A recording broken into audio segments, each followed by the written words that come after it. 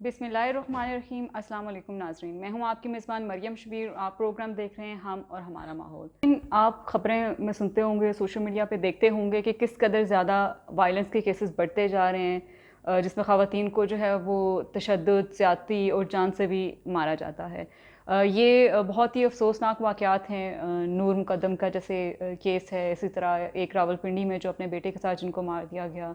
और हर दिन हम कहीं ना कहीं की खबरें सुनते हैं। सोशल मीडिया पे मैंने ये भी पढ़ा कि टेक्सला में भी जो है वो एक ख़ातून को जो है वो मार दिया गया था इसी तरह। तो ये हम एक बहुत सालों से ये खबरें पढ़ते आ रहे हैं, देखते आ रहे हैं, और इंसाफ के लिए जो है वो ख़वातीन और उनके साथ कुछ आदमी भी कुछ अदद कभी कभी निकल आते हैं उनको सपोर्ट करने के लिए कि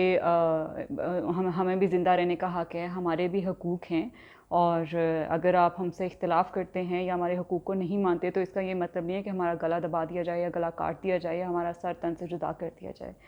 आज इस प्रोग्राम में जो करने का मकसद ये है वो मैं रिलेशन में समझाना चाह रही हूँ ताल्लुक़ के क्लाइमेट चेंज की वजह से जो ख़वातीन के ऊपर तशद्दुद होता है, जो रेप केसेस होते हैं इस वजह से उनका, और हरासमेंट के जो केसेस होते हैं वो इस प्रोग्राम में मैं डिस्कस करना चाहूँगी। नाज़रीन, आप सोचते होंगे कि क्लाइमेट चेंज किस तरह से ख़वातीन के साथ जो है वो जेंडर बेस्ड वायलेंस जिसको हम कहते हैं या हरासमेंट कहते हैं वो होता है। तो मैं आपको बताती चलूँ कि जो मुख्तलिफ़ वाक़यात होते हैं क्लाइमेट चेंज रिलेटेड जो होते हैं, स्लो ऑनसेट या फास्ट ऑनसेट की बात करें, जैसे कि ये सारे इवेंट, सी लेवल राइज हो गया, फ्लड हो गया, अनप्रेसिडेंटेड रेनफॉल हो गया, हीट वेव्स होंगे, इसी तरह के जो बाकी इवेंट्स होते हैं क्लाइमेट चेंज रिलेटेड, तो उसमें होता ये है नाज़रीन कि ख़वातीन सबसे ज़्यादा वल्नरेबल होती हैं, और उसकी कुछ वजूहात होती हैं। जो रिसर्चेस हैं वो ये बताती हैं कि ज़्यादातर वो वाली ख़वातीन वल्नरेबल होती हैं जो कि देहाती होती हैं और जो कि जिनके पास तालीम नहीं होती है इतनी ज़्यादा, तालीम नहीं होती है इतनी ज़्यादा, जिसकी वजह से एक तो उनमें स्किल नहीं होता। मिसाल के तौर पे अगर वो सैलाब आ जाता है तो उनकी कैपेसिटी नहीं होती, उनमें स्किल नहीं होता कि वो ये डिसाइड कर सकें। एक तो वो डिसीजन कर ही नहीं सकती हैं, वो फैसला साजी कर ही नहीं सकती हैं, क्योंकि जो घर के आदमी हैं वो फैसले ले रहे होते हैं कि आपने जीना भी है या मरना ही है, आपने सैलाब में आ गया है या आप हीट वेव आ गया है या ड्राउट आ गया है, तो इसमें आपने क्या करना है। ख़वातीन का से तो है ही नहीं, और इसकी एक बड़ी वजह ये है कि तालीम का फुकदान है ऐसे इलाकों में जिनकी मैं बात कर रही हूँ, जो रूरल हमारे इलाके हैं, देहाती इलाके हैं, उनकी बात कर रही हूँ। तो अब होता ये नाज़रीन कि सैलाब आता है तो ख़वातीन को और सारी फैमिलीज़ को मूव करना पड़ता है शेल्टर कैंप्स में, मस्जिदों में, जो वो होते हैं श्राइन्स वगैरह होते हैं उनके ऊपर जो है वो जहाँ जहाँ शेल्टर होता है वहाँ वहाँ अपनी मदद आप जो है वो पहुँचते हैं। और उसमें होता ये है कि 2000 फ्लड्स की अगर हम बात करें ख़ास तौर पे पाकिस्तान में, तो उस वक्त ख़वातीन को जो है वो रेप का सामना भी करना पड़ा। बहुत सारी ख़वातीन के रेप हुए, उनकी प्राइवेसी कॉम्प्रोमाइज़ हुई, और खुले आसमान तले थे या आप श्राइन्स में थे या किसी टेंटू में थे या सड़कों के ऊपर थे, टीलों के ऊपर थे, तो ख़वातीन को वहाँ पर भी स्पेयर नहीं किया गया। एक रिसर्च के मुताबिक, जिसमें मैं रिसर्च को लीड कर रही थी सस्टेनेबल डेवलपमेंट पॉलिसी इंस्टीट्यूट में, तो उसमें रिसर्च में नाज़रीन ये सामने आया था, जब हमने मुज़फ़्फ़रगढ़ की कम्युनिटीज़ के साथ बात की तो वहाँ ख़वातीन ने बताया कि जब फ्लड्स थे तो वहाँ हुआ ये कि कुछ लोगों ने जो है वो मदद के बहाने आए कि हम आपकी मदद कर रहे हैं, और नशा और गोलियाँ खाने में मिला दी, और उसका पहले ही वल्नरेबल फैमिलीज़ की और ख़वातीन होते हैं, तो ख़वातीन ने वो जब खाई, बेहोश हो गई, तो उनके साथ ज़्यादती की गई। 2010 के फ्लड्स की हम बात करें, 2008 से 2010 के दरमियान जो फ्लड्स नाज़रीन आए हैं उसमें मैं आपके साथ एक नंबर शेयर करती चलूँ कि चारों सूबों में कितनी ज़्यादा ख़वातीन को ज़्यादती का निशाना बनाया गया। तो उसमें 172 ख़वातीन हैं सिंध की जिन्हें ज़्यादती का निशाना बनाया गया, 654 ख़वातीन हैं खैबर पख्तूनख्वा में जिन्हें ज़्यादती का निशाना बनाया गया, 2 को गैंग रेप किया गया बलूचिस्तान के सूबे में, और 1075 ख़वातीन को पंजाब में फ्लड्स के दौरान ज़्यादती का निशाना बनाया गया। और ये सिर्फ मैं तकरीबन 3 सालों की बात कर रही हूँ, 4 सालों की। 2008 से 2011 के दरमियान जो फ्लड्स, फ्लैश फ्लड्स या मेगा फ्लड्स आए, उसमें ख़वातीन को ज़्यादती का निशाना बनाया गया। होता ये है कि जब सैलाब आते हैं, जैसा कि मैंने पहले भी बताया, तो उसमें ख़वातीन को जो है वो जगह जगह पनाह लेनी पड़ती है। उनकी प्राइवेसी कोई नहीं होती है, वॉशरूम्स वगैरह नहीं होते हैं, तो वो वॉशरूम के लिए भी जो है वो ओपन डेफिकेशन करती हैं। और ये क्लाइमेट चेंज के अलावा भी आप देखें तो पाकिस्तान के देहाती इलाकों में बहुत सारी जगह पर सैनिटेशन का सिस्टम है ही नहीं। तो जब ख़वातीन जो है वो खेतों में या झाड़ियों के पीछे जाके जो है वो ओपन डेफिकेशन करती हैं, तो वहाँ पे भी उन्हें ज़्यादती का निशाना बनाया जाता है, हैरेसमेंट का सामना उन्हें करना पड़ता है, यानी कि छेड़छाड़ उनके साथ की जाती है जिससे वो अनकंफर्टेबल होती हैं। एक और इसकी मिसाल ये है कि पानी, जब बहुत कम कुछ इलाकों में जब पानी होता है, घर घर पानी नहीं है, तो उसकी वजह से ये होता है कि ख़वातीन को जो है वो दूर दराज इलाकों तक चल के जाना पड़ता है। ख़ास तौर पे हम सहराई थर की बात करें, और इसके अलावा पंजाब में भी बहुत सारे इलाके ऐसे हैं, केपी में ऐसे बहुत सारे इलाके हैं आपके, जहाँ पे ख़वातीन जो है वो सर के ऊपर मटके लाद के जो है वो ला रही होती हैं, पानी जो है वो भर भर के ला रही होती हैं, जिससे उन्हें बर्तन भी धोने होते हैं, घर की सफाई भी करनी होती है, और पीना भी वही पानी होता है। अब क्वालिटी की बात आप रहने दें, उनके पास पानी है ही नहीं, तो उन्हें जहाँ से मिलता है वो लाती हैं। तो इस दौरान जो ख़वातीन इतनी दूर दूर से पानी भर के लाते हैं, उस दौरान भी उन्हें हरासमेंट का और रेप केसेस का सामना करना पड़ता है, छेड़छाड़ उनके साथ की जाती है, और फैमिलीज़ भी इससे डिस्टर्ब होती हैं। ऑफ कोर्स आप बच्चों को छोड़ के ख़वातीन जब जाती हैं तो उनके साथ भी ये होता है, मसले मसाइल होते हैं। अब एक और चीज़ ये है कि जब प्राइवेसी इशू की बात मैं कर रही थी, तो एक तो टेंट में जो है वो ऑफ कोर्स आपकी प्राइवेसी कॉम्प्रोमाइज़ होती है। सेकंड ये कि उनको जो है वो ओपन डेफिकेशन करनी पड़ती है। और थर्ड जो बहुत ही टैबू समझा जाता है और उस पर कोई बात नहीं करता है, वो यही है कि जब सैलाब और इस तरह के ड्राउट्स और इस तरह की चीज़ें होती हैं, तो ख़वातीन की कुछ बुनियादी ज़रूरियात होती हैं, पीरियड्स वगैरह होते हैं, तो उनको सैनिटरी नैपकिन्स नहीं प्रोवाइड किए जाते हैं, जिसकी वजह से उस वक्त उनकी प्राइवेसी कॉम्प्रोमाइज़ होती है। और शायद इस पर भी बहुत सारी जो देखने वाले मर्द हज़रात हैं, शायद इस पर भी बहुत सारी बात करें कि ये कैसी बात कर रही हैं, लेकिन ये एक इशू है, ये एक नेचर है, और इससे भी ख़वातीन बहुत ज़्यादा सफ़र करती हैं। इसके अलावा ये होता है कि ये जो क्लाइमेटिक इवेंट्स होते हैं, इसकी वजह से कम्युनिटीज़ को डिस्प्लेस होना पड़ता है, नकल मकानी करनी पड़ती है, जिसे हिजरत भी कहते हैं, करनी पड़ती है। ये क्रॉस बॉर्डर भी होती है, यानी कि एक मुल्क से दूसरे मुल्क भी होती है। इसके अलावा ये हमारे यहाँ एक सूबे से दूसरे सूबे में, देहातों से शहरों की तरफ भी होती है, और मुख्तलिफ़ सूबों में भी चले जाते होते हैं कम्युनिटीज़। तो इस दौरान भी जो है वो एक इम्पैक्ट तो ये होता है कि माइग्रेट भी करना पड़ता है, और माइग्रेशन के दौरान भी फिर बहुत सारे इश्यूज़ ख़वातीन को फेस करने पड़ते हैं। अब आपको बहुत सारी रिपोर्ट्स ऐसी मिलेंगी जो जेंडर बेस्ड वायलेंस होता है क्लाइमेट चेंज की वजह से, उस पर वो करना पड़ता है। आप देखें कि जब बहुत शदीद गर्मी होती है, और आजकल जैसे मॉनसून है, बिजली कई कई घंटों तक जो है वो बहुत सारे इलाकों में चली जाती होती है। ख़वातीन घर का काम करती हैं, बच्चों की देखभाल करती हैं। अब ये गर्मी ऑफ कोर्स क्लाइमेट चेंज की वजह से वार्मर टेम्परेचर्स बहुत ज़्यादा हो रहे हैं, तो ख़वातीन को घर भी संभालना पड़ता है। देहाती ख़वातीन की बात करें तो वो खेतों में भी काम करती हैं, अनपेड लेबर उनकी होती है। और तो उसके अलावा उनको ये भी सामना करना पड़ता है कि गर्मी, चूँकि मर्द हज़रात को गर्मी लग रही है, तो वो या तो गुस्सा निकालने के लिए, उन्हें गुस्सा आएगा तो गुस्सा निकालने के लिए उनमें सब्र नहीं है, तो अपनी बीवियों को या घर में जो ख़वातीन हैं उनको मारना पीटना भी शुरू कर देते हैं। इस तरह के भी स्टडीज़ आपको ऑनलाइन काफ़ी देखने को मिलेंगी, जिसमें इस तरह के इश्यूज़ जो है वो ख़वातीन को फेस करने पड़ते हैं। और जिन ख़वातीन का कोई वाले वारिस नहीं होता या ऑनर होता है एक टैबू से बचने के लिए कि लोग क्या कहेंगे, उनको अपने घरों में ही फिर रहना पड़ता है, और सारी ज़िंदगी जो है वो वायलेंस सहना पड़ता है। और इसकी एक मिसाल जो है वो कुरातुलैन थी, जो हैशटैग भी आपने फॉलो किया होगा सोशल मीडिया के ऊपर, जस्टिस फॉर कुरातुलैन। उनको भी इसी किस्म के बातों से कि लोग क्या कहेंगे, वो 10 साल तक, 9 साल तक तशद्दुद बर्दाश्त करती रही, और एट दी एंड उनके शोहर ने उनको मार डाला था, जो 4 बच्चों की माँ थी। तो नाज़रीन, ये कुछ स्टैट्स में आज के इस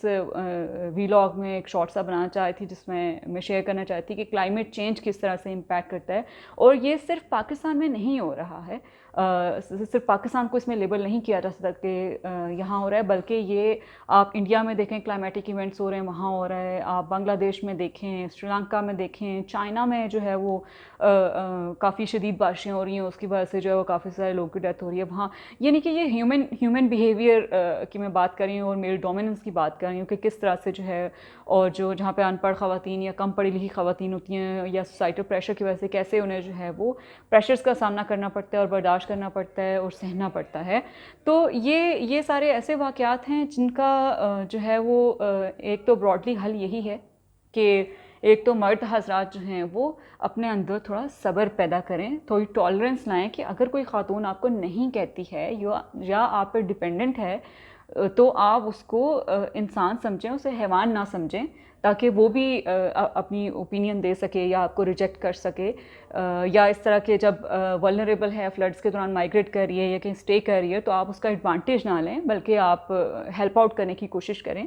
इसके अलावा ख़वातीन की कैपेसिटी बिल्डिंग की बहुत ज़्यादा ज़रूरत है, उनको एजुकेशन प्रोवाइड करने की ज़रूरत है। बहुत सारे प्रोविंसेस में पाकिस्तान में जो है वो प्राइमरी एजुकेशन एटलीस्ट फ्री है। गवर्नमेंट को रिस्पेक्टिव जो हर प्रोविंस में उनको ये मेक श्योर करना है कि वहाँ पर वो देखें कि टीचर्स जा रहे हैं या नहीं जा रहे हैं।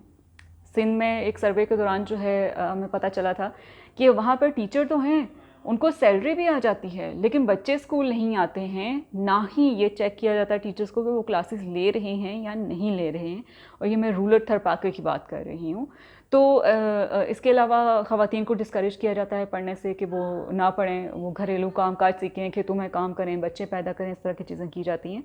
तो जब तक ख़वातीन जो हैं उनके स्किल्स डेवलप नहीं किए जाएंगे, उनकी कैपेसिटी बिल्डिंग नहीं की जाएंगी कि अगर कोई फ्लड आता है तो वो एक दूसरे को कैसे असिस्ट कर सकती हैं, कैसे मदद कर सकती हैं एक दूसरे की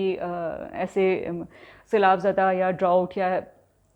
क्लाइमेटिक इवेंट्स आते हैं उनसे निकलने के लिए, और उनको ख़वातीन को ये एजुकेट करने की ज़रूरत है कि वो केसेस को रिपोर्ट किस तरह कर सकती हैं। और रिपोर्ट करने के लिए भी जो हमारे पुलिस और डिपार्टमेंट्स हैं, जो रेलिवेंट दूसरे डिपार्टमेंट्स हैं, उनको थोड़ा सेंसिटाइज़ करने की ज़रूरत है, क्योंकि बहुत सारे केसेस में हमारे यहाँ ये भी नाज़रीन होता है कि ख़वातीन रिपोर्ट करने जाती हैं, केसेस भी होते हैं, लेकिन उनको जो है वो पुलिस भी सुलह सफाई में लग जाती है कि आप सुलह कर लें। रावलपिंडी में नाज़रीन एक ऐसा केस हुआ था जिसमें एक शख्स ने जो है वो ख़ातून को बंद करके घर में रखे रखा, उसके साथ कई महीने ज़्यादती करता रहा, जिसके नतीजे में वो प्रेग्नेंट हो गई। और उसके बाद उसने केस किया, वो जेल में बंदा था, और बजाय इसके कि उसको इंसाफ दिया जाता, वहाँ ये सब ने मिलकर फ़ैसला करवाया कि आप इसी के साथ आप निकाह कर लें। तो देखें, जब एक ख़ातून इंसाफ के लिए जाती है तो उसको इंसाफ प्रोवाइड करें, इंसाफ की फराहमी करनी चाहिए और एक दूसरे को फैसिलिटेट करना चाहिए, ना कि इस तरह के जो दरिंदे हैं उनके साथ फिर से बांध दिया जाए कि इसी के साथ तुम रहो, यही अब तुम्हारी ज़िंदगी है। ख़वातीन को एम्पावर होना पड़ेगा। एम्पावर का मतलब ये है कि आप बेशक कम एजुकेटेड भी हैं, लेकिन आप स्किल्स सीखें, कुछ पैसे दो चार कमाएंगी तो आपका फ़ैसला साजी में आपका से होगा। कोई आपकी बात घर में सुनेगा कि अच्छा ये भी एक फ़र्द है, इसको भी सुना जाए। इसके अलावा जो है वो जो हमारी वैल्यू सिस्टम है, वैल्यू सिस्टम में जिसमें ख़वातीन घर के जो बड़े बुज़ुर्ग हैं, ख़वातीन हैं, जो घर के दूसरे अफराद हैं, जो मिल के रहते हैं और जो एक दूसरे के गलत फ़ैसलों को सपोर्ट नहीं करते, या उनको एक वैल्यू सिस्टम जो हमारा पहले हुआ करता जिसमें एक दूसरे के लिए रिस्पेक्ट थी, जिसमें एक दूसरे के लिए इज़्ज़त थी और एक दूसरे के लिए टॉलरेंस थी। तो हमें उस टॉलरेंस को थोड़ा सा फिर से लाने की ज़रूरत है कि अगर कोई आपको नहीं कहता है या कोई आपको रिजेक्ट करता है या इस तरह के कोई इश्यूज़ आते हैं तो आप ज़बरदस्ती ना करें, आप रिस्पेक्ट करें कि किसी दूसरे की मर्ज़ी और किसी दूसरे का व्यू भी हो सकता है, ख़ास तौर पर किसी खातून का भी हो सकता है। तो ये चंद जो है वो समझ आती हैं। और दूसरा ये कि जो यंग ख़वातीन हैं उनको सिलेबस में ख़ास तौर पे ट्रेनिंग ये देने की ज़रूरत है, उन्हें बताने की ज़रूरत है कि वो अपना सेल्फ़ डिफेंस किस तरह से कर सकती हैं। और ये जो घर में माएँ हैं, जो बाप हैं घर में, जो 70% वायलेंस जो है घरों में ही होता है, तो वहाँ पे सबसे ज़्यादा फोकस करने की ज़रूरत है कि देखें 70% अगर फ़ीसद वायलेंस आपका घरों में हो रहा है तो उसको किस तरह से हम रोकें। उसके लिए यही है कि हम अवेयर करें, मैक्सिमम अवेयरनेस गर्ल्स और ख़वातीन तक पहुँचाएँ। जब आप अपनी औलाद को, जब वो बहुत छोटी है तो उसको बैड टच के बारे में बताएं, ताकि अगर वो कोई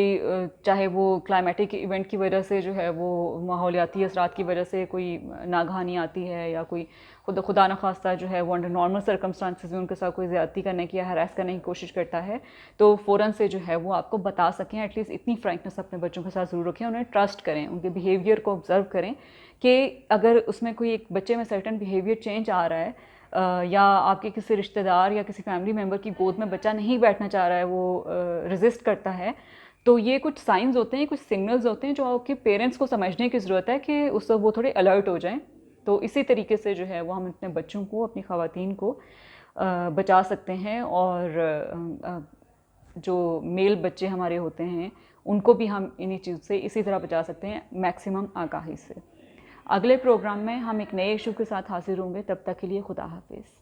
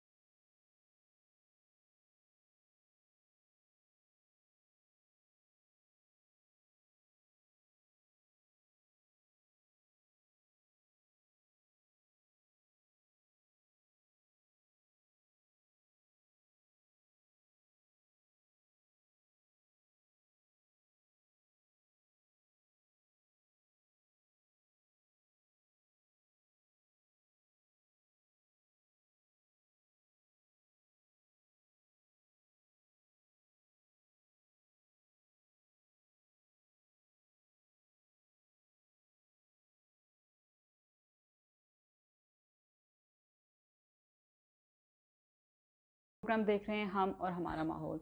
नाज़रीन